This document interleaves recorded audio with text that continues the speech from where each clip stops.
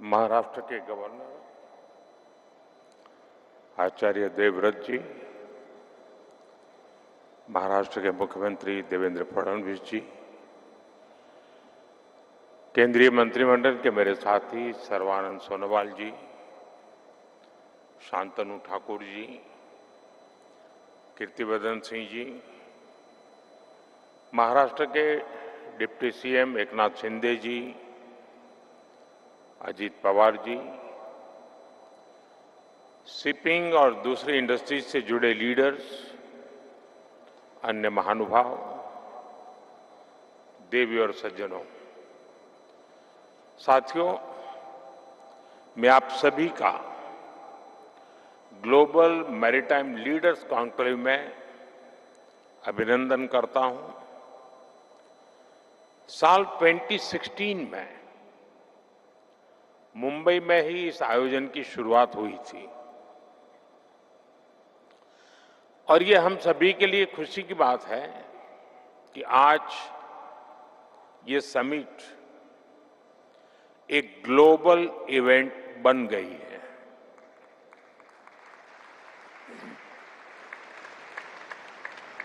आज यहां इस कार्यक्रम में दुनिया के 85 से अधिक देशों की भागीदारी ये अपने आप में एक बहुत बड़ा मैसेज दे रही है। शिपिंग जायंट्स, उसके सीईओ से लेकर स्टार्टअप्स तक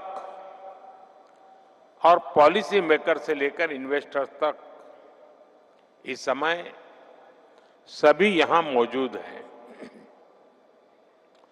स्मॉल आइलैंड नेशंस के प्रतिनिधि भी यहां उपस्थित हैं। आप सभी के विजन से इस समिट की सिनर्जी और एनर्जी दोनों बढ़ा दी है। साथियों, अभी यहां शिपिंग सेक्टर से जुड़े कई प्रोजेक्ट्स का शुभारंभ हुआ है। शिपिंग सेक्टर में हुए लाखों करोड़ रुपए के एमओयूज भी जारी हुए हैं। ये दिखाता है कि भारत के मैरीटाइम सामर्थ्य पर दुनिया का कितना विश्वास है। इस आयोजन में आपकी उपस्थिति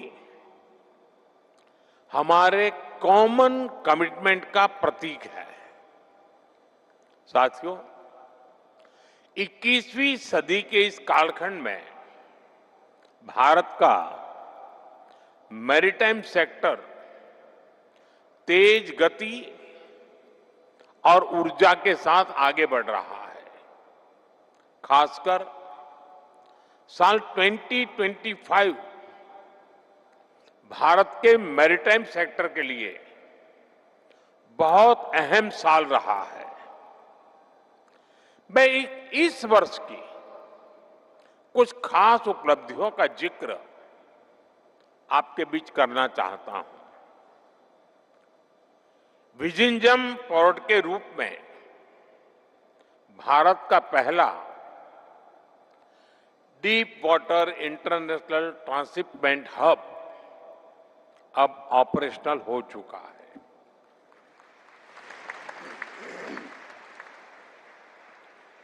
कुछ समय पहले ही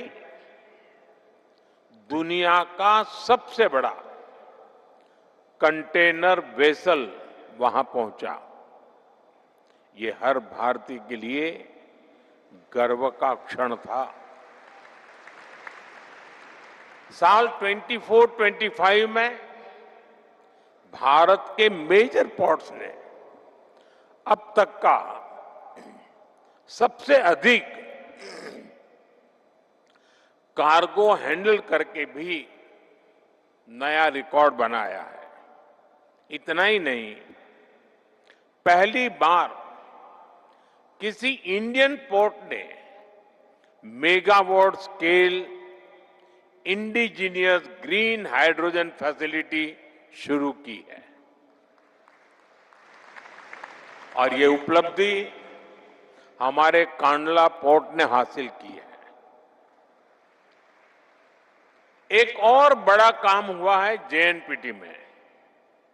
जेएनपीटी में Bharat Mumbai container terminal phase 2 भी शुरू हो गया है। इससे इस टर्मिनल की हैंडलिंग कैपेसिटी दोगुनी हो गई है और ये भारत का सबसे बड़ा कंटेनर पोर्ट बन गया है। ये भारत के पोर्ट इंफ्रास्ट्रक्चर में सबसे बड़े एफडीआई की वजह से संभव हुआ है। इसके लिए मैं आज सिंगापुर के अपने साथियों का भी विशेष आभार व्यक्त करता हूं। साथियों, इस साल भारत के मैरीटाइम सेक्टर में नेक्स्ट जनरेशन रिफॉर्म्स के लिए भी बड़े कदम उठाए हैं। हमने 100 साल से ज्यादा पुराने कॉलोनियल शिपिंग लॉज को हटाकर 21st सेंचुरी के मॉडर्न और फ्यूचरिस्टिक लॉज लागू किए हैं। ये नए कानून स्टेट मैरीटाइम बोर्ड्स को एम्पावर करते हैं, सेफ्टी और सस्टेनेबिलिटी को बल देते हैं और साथ ही पोर्ट मैनेजमेंट में डिजिटलाइजेशन का भी विस्तार करते हैं। साथियों, द मर्चेंट शिपिंग एक्ट में हमने भारतीय कानून को इंटरनेशनल कन्वेंशन के साथ ग्लोबली अलाइन किया है। इससे सेफ्टी का भरोसा बढ़ा है, ईज ऑफ डूइंग बिजनेस को बेहतर बनाने में मदद मिली है, सरकार का दखल कम हुआ है। मुझे विश्वास है इन प्रयासों से आपका, हमारे इन्वेस्टर्स का कॉन्फिडेंस भी और अधिक बढ़ेगा। साथियों, द कोस्टल शिपिंग एक्ट को इस तरह तैयार किया गया है कि ट्रेड और आसान हो सके। ये सप्लाई चेन सिक्योरिटी को मजबूत करता है, साथ ही इससे भारत की लंबी कोस्टलाइन पर बैलेंस डेवलपमेंट सुनिश्चित करेगा। ऐसे ही one nation one port process port से जुड़े प्रोसीड्यूर्स को भी स्टैंडर्डाइज करेगा और डॉक्यूमेंटेशन का काम भी काफी कम हो जाएगा। साथियों, शिपिंग सेक्टर के ये रिफॉर्म्स एक प्रकार से बीते एक दशक की हमारी रिफॉर्म्स जर्नी का कंटिन्यूएशन है। अगर हम पिछले 10-11 वर्षों को देखें तो भारत के मैरीटाइम सेक्टर में जो परिवर्तन आया है वो ऐतिहासिक है। मैरीटाइम इंडिया विजन के तहत 150 से अधिक नए इनिशिएटिव शुरू किए गए हैं। इनसे मेजर पोर्ट्स की कैपेसिटी लगभग दोगुनी हुई है, टर्न अराउंड टाइम में भारी कमी आई है, क्रूज टूरिज्म को भी नई गति मिली है। आज इनलैंड वाटरवेज पर कार्गो मूवमेंट में 700% से ज्यादा बढ़ोतरी हुई है। ऑपरेशनल वाटरवेज की संख्या 3 से बढ़कर 32 हो गई है। हमारे पोर्ट्स का नेट एनुअल सरप्लस भी एक दशक में 9 टाइम्स इंक्रीज हुआ है। साथियों, हमें गर्व है कि आज भारत के पोर्ट्स डेवलपिंग वर्ल्ड के सबसे एफिशिएंट पोर्ट्स में गिने जाते हैं। कई मामलों में तो वो डेवलप्ड वर्ल्ड के पोर्ट से भी बेहतर प्रदर्शन कर रहे हैं। मैं आपको कुछ और आंकड़े देता हूं। आज भारत में एवरेज कंटेनर ड्वेल टाइम 3 दिन से भी कम रह गया है। ये कई विकसित देशों से भी बेहतर है। Average vessel turn around time 96 hours से घटकर सिर्फ 48 आवर्स रह गया है। इससे भारतीय पोर्ट्स ग्लोबल शिपिंग लाइन के लिए और अधिक कॉम्पिटिटिव और अट्रैक्टिव बन गए हैं। वर्ल्ड बैंक के लॉजिस्टिक परफॉर्मेंस इंडेक्स में भी भारत ने काफी अच्छा सुधार किया है। और साथियों, शिपिंग सेक्टर में ह्यूमन रिसोर्स में भारत अपना परचम लहरा रहा है। भारत के सीफेरर्स की संख्या पिछले 1 दशक में 1.25 लाख से बढ़कर 3 लाख से ज्यादा हो गई है।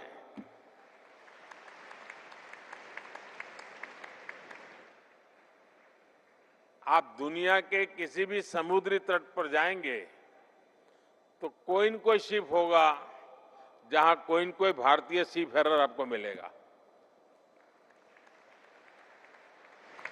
आज भारत सीफेरर की संख्या में के मामले में दुनिया के टॉप 3 देशों में आ चुका है।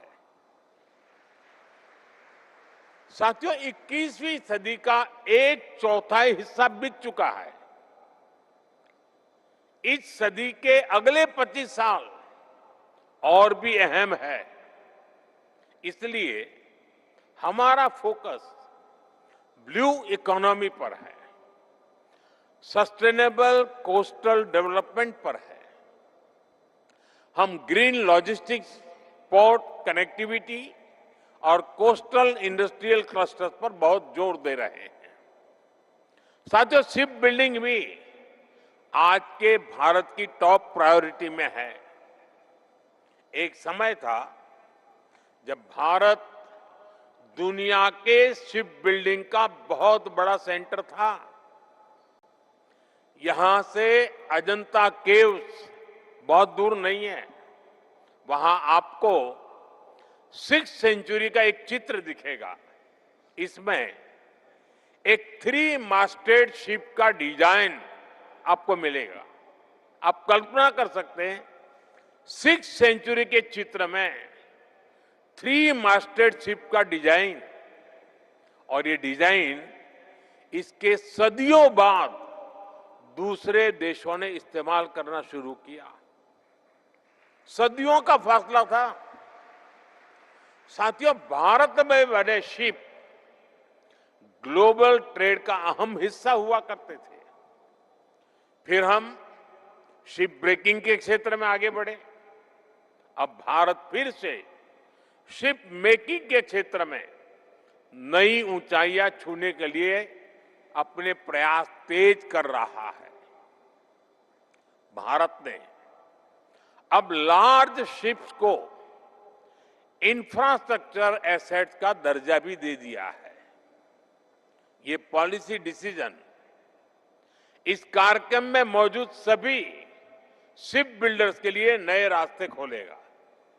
इससे आपको फाइनेंसिंग के नए विकल्प मिलेंगे, इंटरेस्ट कॉस्ट घटेगी और क्रेडिट की सुविधा आसान होगी।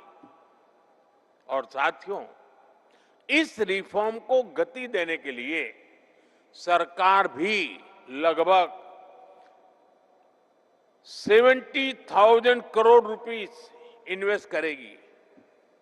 इससे डोमेस्टिक कैपेसिटी बढ़ेगी, लॉन्ग टर्म फाइनेंसिंग को बढ़ावा मिलेगा, ग्रीनफील्ड और ब्राउनफील्ड शिपयार्ड का विकास होगा, एडवांस मैरीटाइम स्किल्स तैयार होगी और युवाओं के लिए लाखों जॉब जनरेट होगी।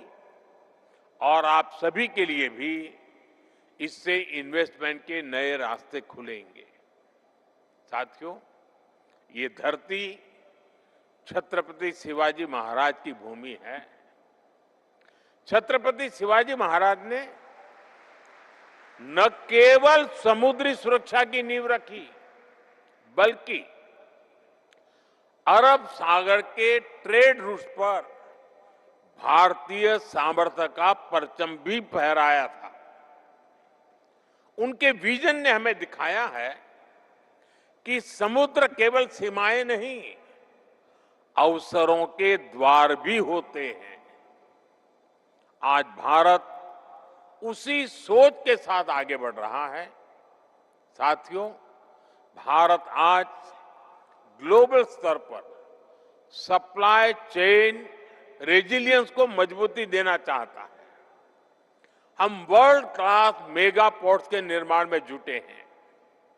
यहां महाराष्ट्र के वाढवण में ही 76,000 करोड़ रुपए की लागत से नया पोर्ट बनाया जा रहा है।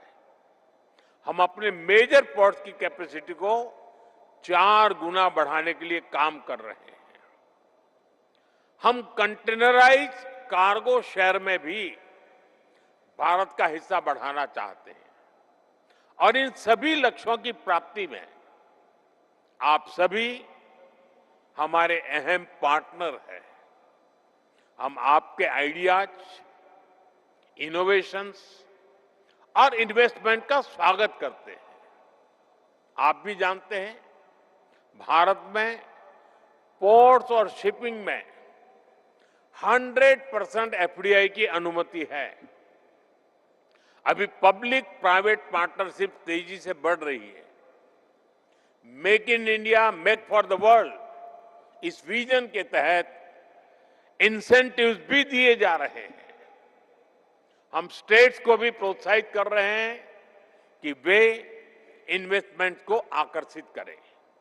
इसलिए आप सभी अलग अलग देशों के इन्वेस्टर्स के लिए भी भारत के शिपिंग सेक्टर में काम करने का, अपना विस्तार करने का यही समय है, सही समय है।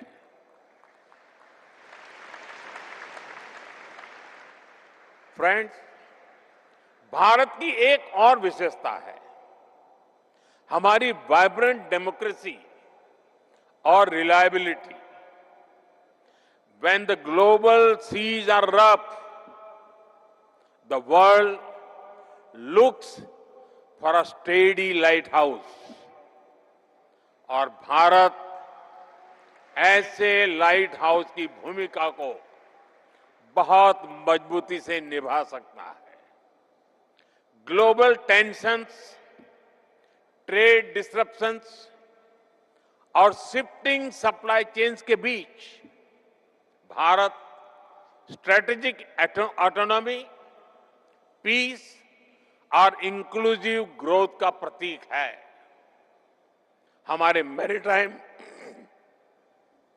और ट्रेड इनिशिएटिव्स इसी बड़े विजन का हिस्सा है।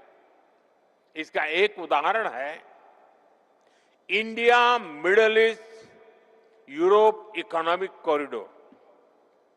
ये ट्रेड रूट्स को फिर से डिफाइन करेगा। ये क्लीन एनर्जी और स्मार्ट लॉजिस्टिक्स को बढ़ावा देगा। साथियों, आज हमारा फोकस इंक्लूसिव मैरीटाइम डेवलपमेंट पर भी है। ये तभी संभव है जब स्मॉल आइलैंड डेवलपिंग स्टेट्स और लीस्ट डेवलप्ड कंट्रीज को टेक्नोलॉजी, ट्रेनिंग और इंफ्रास्ट्रक्चर के माध्यम से सशक्त बनाया जाए। Climate change, supply chain disruption, economic uncertainty और मैरीटाइम सिक्योरिटी, हमें मिलकर इन सभी का सामना करना होगा। साथियों, आइए हम सब साथ मिलकर पीस, प्रोग्रेस, प्रॉस्पेरिटी को और तेजी से आगे बढ़ाएं। एक सस्टेनेबल फ्यूचर का निर्माण करें। एक बार फिर आप सभी का इस समिट का हिस्सा बनने के लिए अभिनंदन। आप सबको बहुत बहुत शुभकामनाएं। Thank you.